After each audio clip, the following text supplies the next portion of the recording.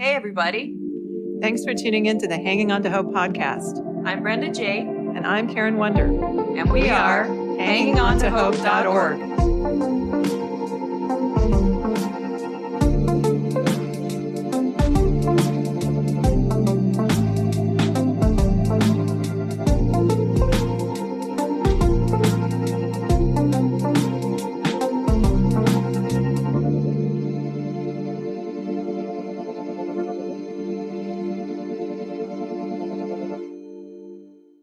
This podcast is intended as educational and is not psychological or medical advice. Always consult a professional when needed, and we disclaim any liability in connection with the instruction, information, or advice given. All right. Well, welcome to the Hanging On to Hope podcast. This is Karen W. On today's show, we welcome Allison. She's a friend of mine and former homeschooler. She's going to share her experience in healing from growing up in a cult. Allison is a wife, a mother of 8, and special education advocate and teacher. She spent 7 years of her childhood in a cult called Advanced Training Institute and the next 30 years healing. So welcome to the show, Allison. Thank you for having me. Yes, thanks for being here. Yes. Continuing with part 2 of Understanding Cults with Allison. So here's a quote from you, Allison. I'm going to quote you if that's okay. Sure. As we were writing and discussing the podcast, you said, "It's so crazy, but I can say that it doesn't feel crazy or like a cult when you're in it, especially if you're raised in it and you know nothing else." And we talk about that with abuse and everything, that if you don't know anything else, it seems normal to you. That's your normal. Mm-hmm. Yes. And so my kids really don't have any idea of what normal is either. But when I tell a little bit of my story, we grew up in a pretty healthy church environment for the first 12 years that made my ex be accountable. So they did have an example of healthy to know that when this turned into a cult, that they were very aware. So that is a good thing. So it was a different situation, but I wasn't brought up in a cult. Even after we were first married, we were part of that healthy church family, like I said, but he was constantly starting fights with other church members. There was so much drama. There was just always this conflict. In our earlier years in the church, it got so bad to the point that the senior pastor gave my ex an ultimatum to go to a specific counselor. And if certain changes and improvements weren't happening, then we would have to leave the church. Well, we ended up leaving the church after 12 years, and just drama and his elitist attitude and entitlement. And my kids, they had an example of a loving, healthy church, like I said earlier. Yeah. But after that, we never really plugged in with the same connection that we had at that church. That was like a really close church family. We had a lot of opportunities to plant churches when we left, and I was relieved that they didn't pan out because I didn't want to go through all that drama again Yeah. that I went through for those 12 years.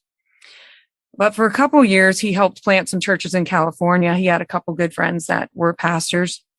But then after my ex committed his first set of crimes and he went to jail, he got out of jail. He started going to a specific church. I'm not going to say any names of any churches, any names of anyone, because the reason that I have not talked about the cult at all since my first episode is because so many people were just devastated. So many people were hurt, and so many young people there's still some being hurt. And I just feel so didn't want to talk about. I wanted to protect them, but I feel like this is important to talk about because this could be happening to someone else. And if they don't see the signs and they're not aware of it, you don't know what's going on. And then when you're married for as long as I was, for 22 years, I spent most of my time just trying to stick up for a person that was pretty much wrong most of the time, just constantly trying to hide that behavior when I knew it was wrong. Because I was married to him and he was my husband and I had kids with him. There's no excuse for it, but I don't know. I don't really know what was going on in my mind while I was in it. But at this point, he started making some strange, suspicious comments. I don't want to really say what they are, but just about the lying, like we talked about earlier, kind of made a comment like I could just lie to whoever I want as much as I want and get anyone to believe anything that I want. That was like after about 15 years of marriage, I was like, what? It just started to get a little bit stranger. So he ended up stealing 6 college students from that church. And our family and these college students, we were supposed to start our own church, put that in little quotes. It ended up being a college group down at a large college by where we live. At one point, the gathering was 15 students on Friday nights. And on Sundays, we would gather for our small little church. Well, the 6 students ended up being 3. 3 of their parents were able to talk some sense into them, and they kind of figured that it was a cult. And those 3 followers, though, did everything that he said. He had complete control over them. He would try to include my oldest son to make it seem normal, but then he would just continue to exclude my son from all of their private meetings. He was finally able to convince his cult members to give him pretty much all their money, and they did. In addition, he began spending 24 hours a day, 7 days a week with a female cult member and using the Bible, claiming that there's nothing in the Bible that says a girl and a guy can't spend time together. He would say this right in front of my kids. And when I asked him to give up his relationship with her in front of the kids after the police were involved, he said no, right in front of all of us. One time he had me in the room with him and the 3 cult members. He had them fully commit their lives to him as their pastor. And I just standing there like, it was just so strange. That's when I really could start to see the brainwashing at that point. And then meanwhile, the Attorney General's office had been investigating him for 2 years, which then led up to another arrest and a whole another list of crimes. But anything he told them to do, they did, including this inappropriate sexual relationship with a female. I believe that my family's background of being in a healthy, loving church is what allowed the kids and I to see what my ex was doing. And not that it was super clear, because when you're in the middle of it, it's not. Right. The fact that my ex dragged me and the kids right into the middle, this is absolutely horrible. It's not good when your kids are witnessing the affair and they're the ones telling you that he's cheating. It was my kids telling me. I would doubt them, and my son would say something like, he's probably taking Viagra, and then we'd find out he was. Wow. I would be in such disbelief and say, there's no way he could risk getting her pregnant. And then I found a card on the ground from Planned Parenthood showing that she was getting birth control shots. So everything that we thought in real life, like you think you're seeing in a movie, like this could not be happening. And then I would look into it and it was actually happening. And it was just lie after lie after lie. And outside of his secret getaways with her on several occasions that weren't so secret, like somehow they'd always just come out. They'd always be revealed. I'd always find out all the little secrets. The final straw was when I confronted her at their hotel room when I caught them gambling and getting hotel rooms together.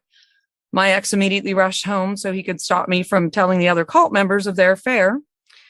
When one of the cult members confronted him, he took him out into the car for hours and just convinced the cult member that I was the one having episodes because I was menopausal. I was in, early 40s at that point. And that he should Google menopause. He said to cult member, Google menopause, because he said, I don't know what menopause is. He says, Google it. This is what's wrong with her. So that obviously wasn't true.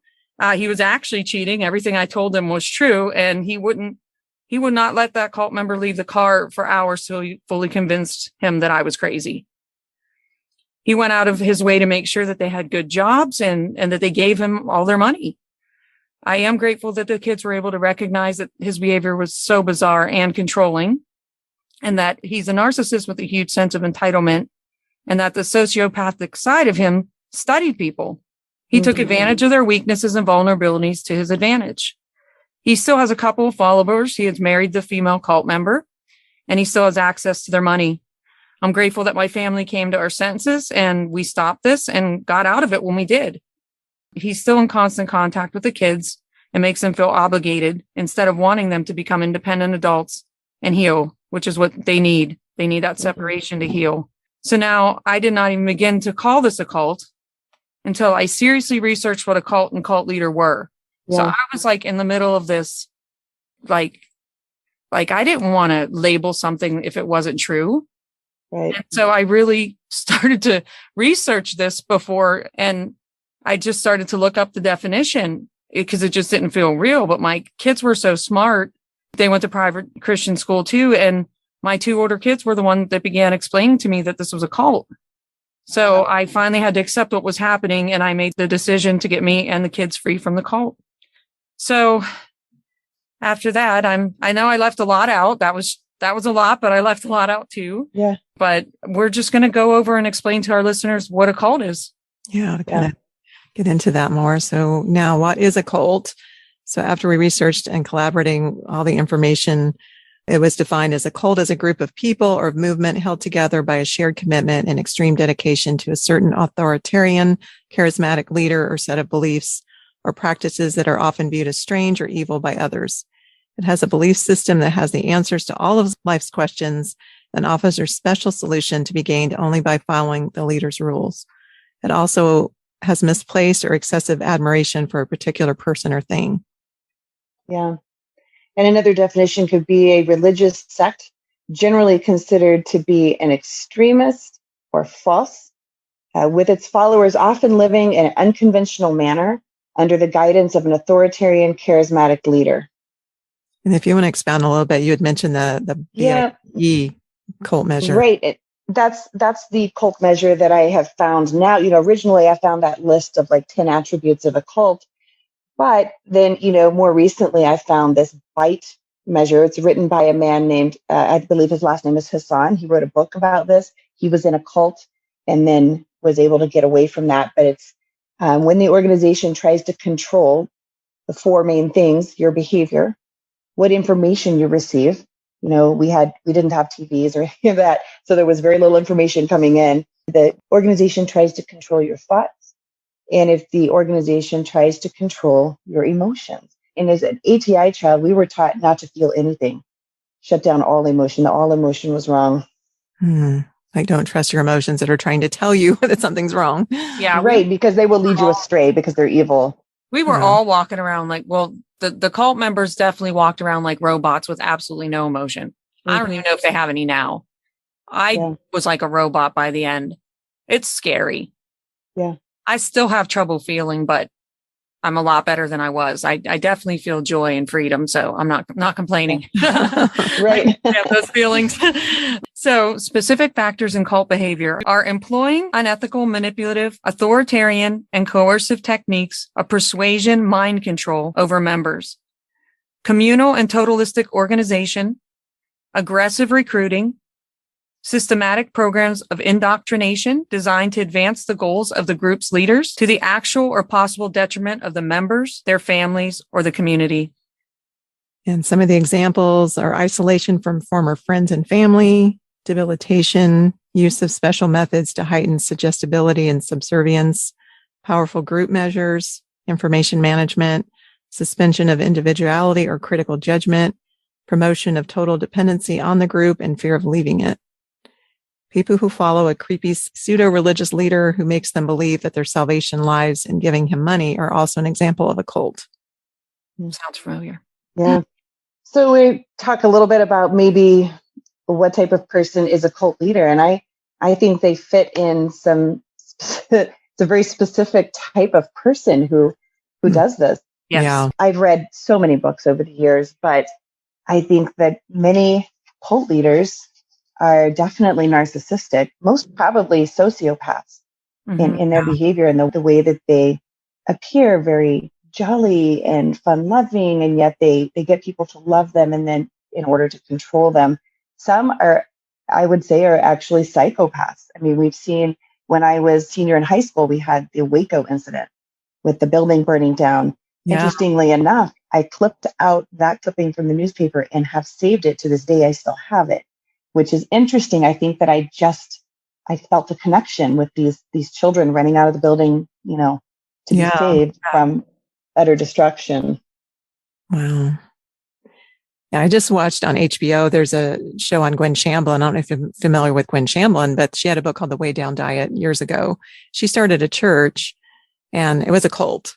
And she ended up, her and her husband, she ended up remarrying, but they ended up dying in a plane crash. But I haven't even watched the whole series, but it's so similar because I just studied all the Bill Gothard, stuff and was immersed in that. And then I got hooked in. You start watching the show and like they're talking to ex-members and it's just so similar. There's so many similarities that it's so controlling and her in their instance, because it was all about, the thinner you are, the more powerful you are. Like you're more obedient because you're, you're dying to the flesh and all that. But there was so much danger in it too. And it was very cult-like. And I don't know. I got sucked into that because I was like, wow, I could just see so many similarities in it. Like she was very charismatic. Yeah. And once having grown up in that and having lived under that oppression, and I am so keenly aware, I recognize things right away, and I feel uncomfortable with things. I think you see leaders like this even in some of our modern churches. Mm-hmm. And, when you have that charismatic leader who doesn't have any accountability, and the members are just so devoted to that leader that, you feel like, wow, this guy could get away with anything, right? Yeah. I think that starts edging towards that, like, where's the accountability? Who's going to hold him? We've had the phrase absolute power corrupts. Absolutely. I remember absolute power. I remember thinking that entire marriage, that he just has no accountability. Who's he accountable to? Like, it would always bother me. Well, they kind of set their own accountability. That's what's scary, is there is no real accountability. They change the rules. The only thing that kept him in line, I think, was having that accountability at the earlier church years. But once he didn't have any, it was bad. Yeah.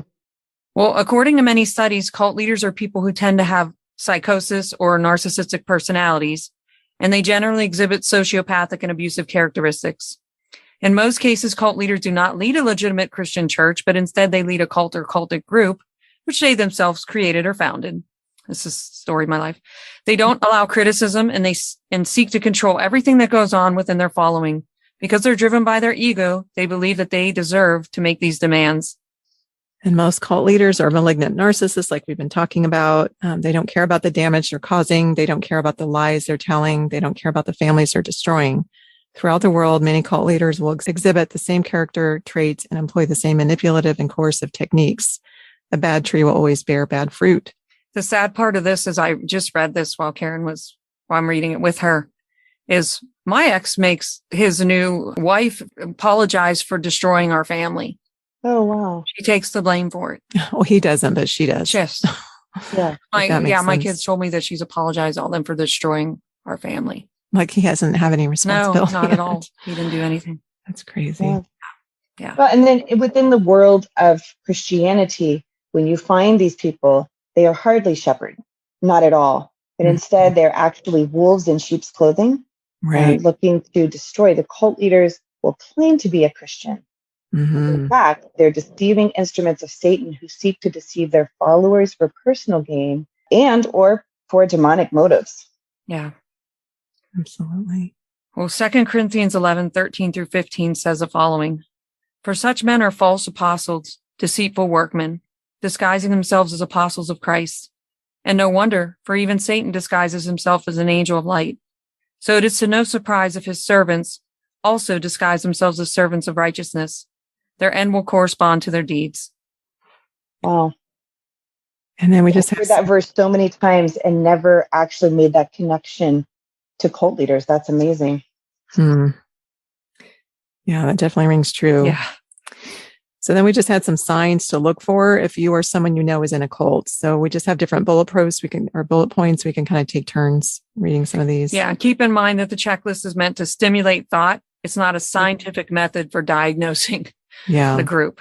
But it was a checklist much like this that opened my eyes and made me go, oh, really? It's all of those things. Where I grew up, it's all of these things. Me too. I didn't even know I was in a cult, so I started researching it. Yeah, so this would be helpful. This is what's going on. Yeah. All right. So one of the bullet points is the group is focused on a living leader to whom members seem to display excessively zealous, unquestioning commitment. The group is preoccupied with bringing in new members all the time. The group is preoccupied with making money. Questioning, doubt, and dissent are discouraged or even punished. Mind-numbing techniques such as chanting, denunciation sessions, debilitating work routines, they're all used to suppress the doubts about the group and its leaders.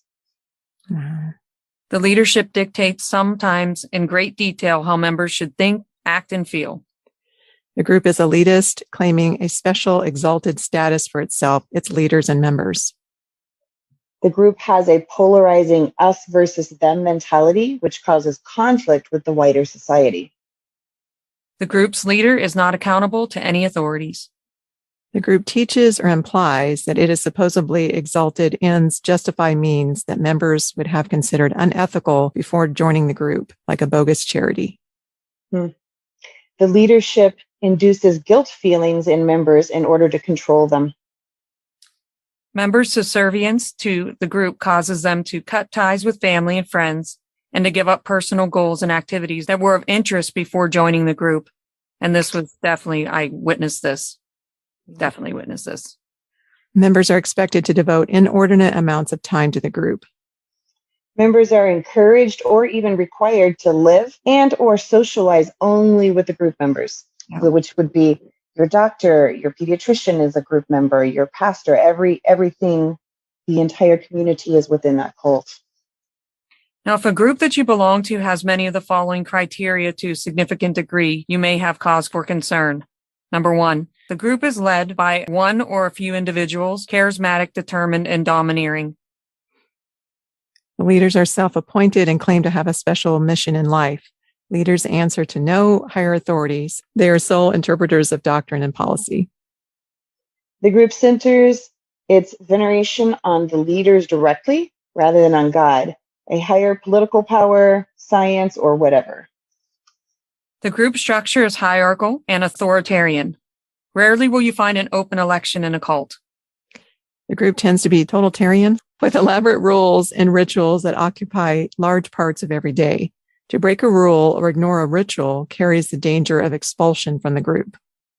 The group usually has 2 or more sets of ethics, one for the leadership, and another for the members, one for outsiders, another for insiders, and so forth. The group usually presents itself as innovative and exclusive, even elitist.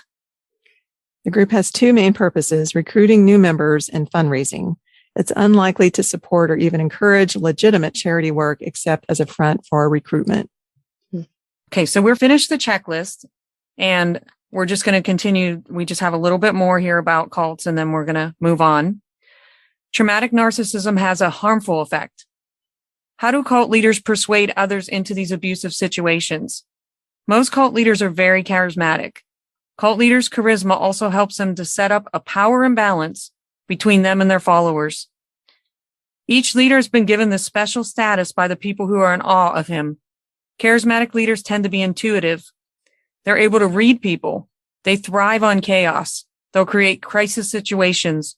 When they walk in the room, you'll never know if they're going to be good and kind-hearted or be mean and call someone out or create some kind of dangerous situation. And I added this to the podcast because that's exactly what I experienced. Their unpredictable nature and charisma allows cult leaders to be in control, which is by design, as these people are often power-hungry and authoritarian. In most cases, there's going to be some kind of indoctrination that teaches the followers that they have to have total regard for the leader. And that's a quote by Lalich. They may be required to dress a certain way, they may be required to speak a certain way, and they may be isolated from former friends and family because the leader is going to say they're going to get in your way on your path to salvation. Cult leaders often have personal tendencies that shape their group. A cult leader's sexual fantasies, for example, might translate into sexual abuse or sexual exploitation in their cult, or a leader might be more interested in wealth and pretentious displays. Cult leaders typically make tantalizing promises, either to change the world or to change you. And it's really important for people to be educated on this topic and as a Christian to read and know scripture. Also really check someone out before you make any type of commitment. So Allison, our podcast is all about healing from trauma and abuse. Would you mind sharing with our listeners what you did to heal after you got out of the cult?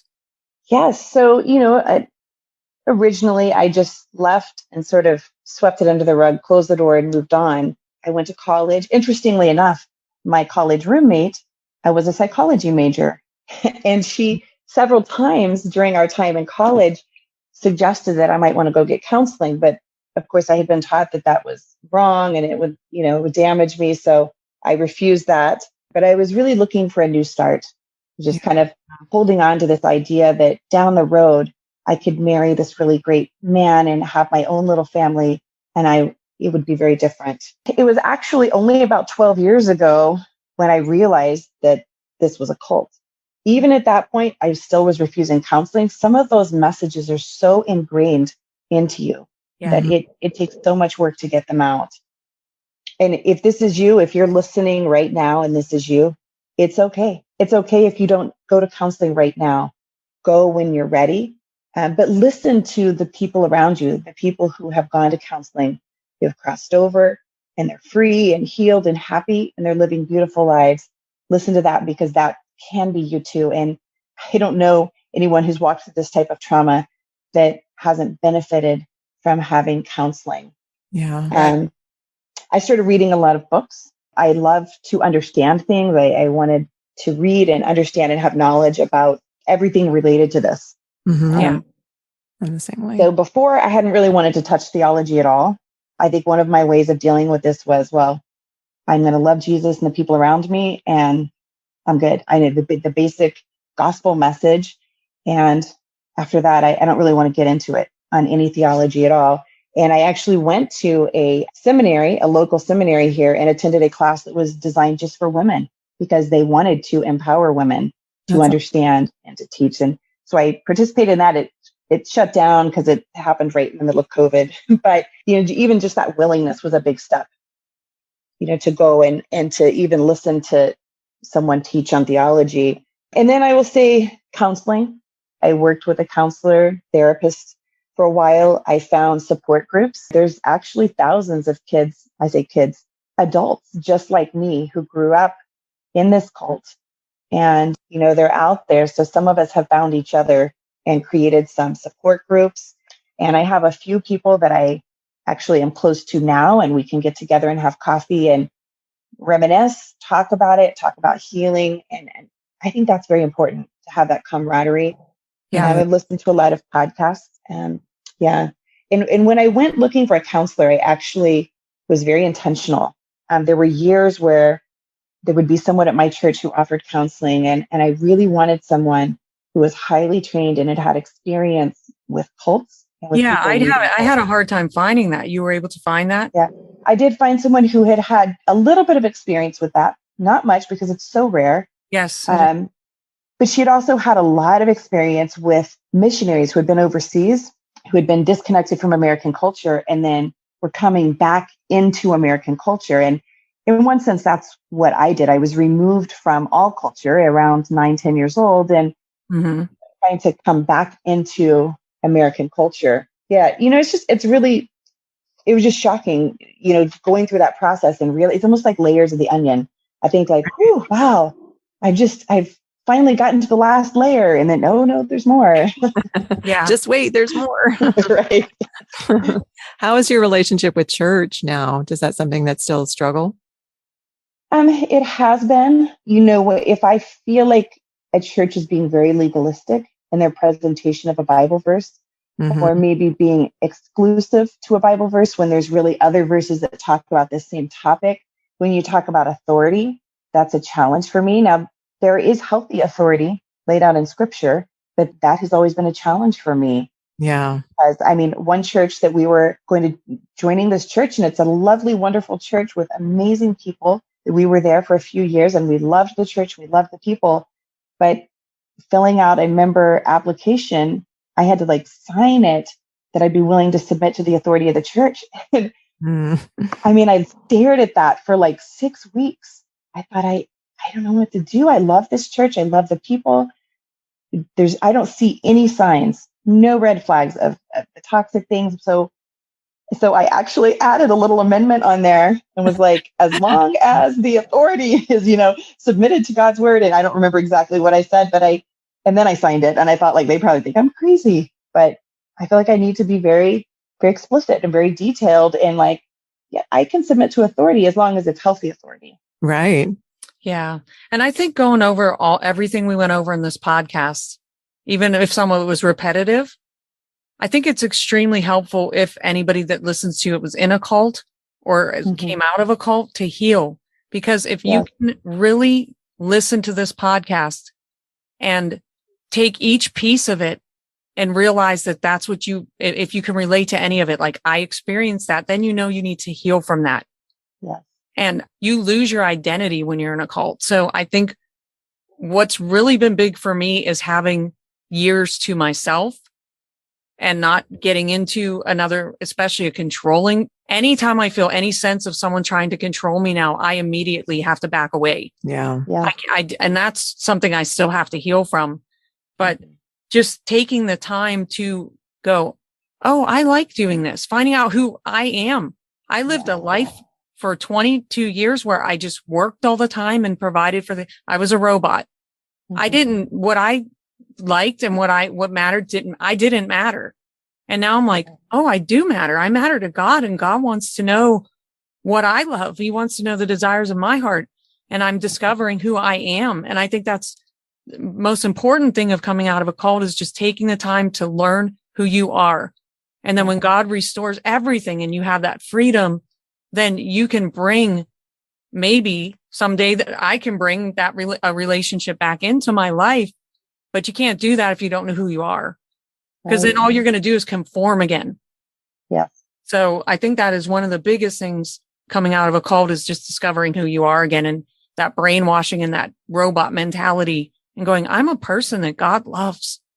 I'm a unique individual with Yes. giftings and talents and joys and sorrows. And so I would just reiterate again, if you are listening to this podcast and you've heard these things and you think, oh my goodness, I think I could be in a cult, or oh my goodness, I'm absolutely in, or I was, but I got away, but I've never really healed from that. There is healing. There is healing, and there is joy on the other side. So keep pressing ahead, because there's so much beauty on the other side. Yeah. And if your church has any signs of a cult, just take heed. Be cautious. Yeah. So that would be my gold nugget. Yeah, it was. I was like, I think she just said it. Well, we thank you so much, Allison, for being on our show, being on the podcast, and sharing this. I know it's not easy to, get into sharing about this. And so I thank you so much, because I know it's a difficult topic and to share and heal from. So we appreciate you so much for coming on our podcast. Absolutely. Yeah. Well, I appreciate what you both are doing, and how you support survivors and bring hope to people who are just barely hanging on. Yeah. Thank you. Yeah. And to know that it can become a beautiful thing, and there is hope and healing after abuse. Yeah. That's our whole message. You have to just want to heal. You have to decide to do it, not go backwards, but forward. But yeah, thank you so much for being on the show. That was just amazing. And thank you so much for sharing. Thanks for tuning in to Hanging On to Hope. Check out our website, hangingontohope.org. There are resources on there, and if you would like to donate or volunteer, you can do that through our website. We are a brand new nonprofit, so we appreciate any and all support. And we thank you for listening, and until next time, keep hanging on to hope. We are evidence that there is hope and healing for you, and our passion is to help you find it too. So thanks for tuning in. Thanks for listening, everyone.